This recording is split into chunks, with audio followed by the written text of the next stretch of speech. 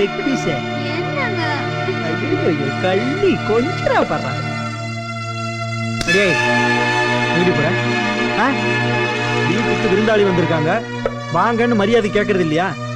என்னடி நெளிற நாகரிகம் கெட்டவா?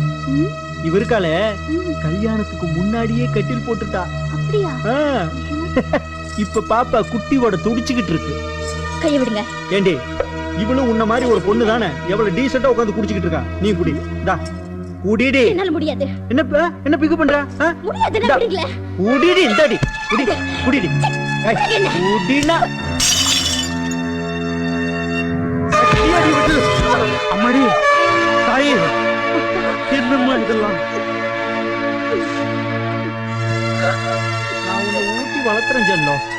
அடியே, ஏய் எந்திரிச்சு கதவை சாப்பிட்ட.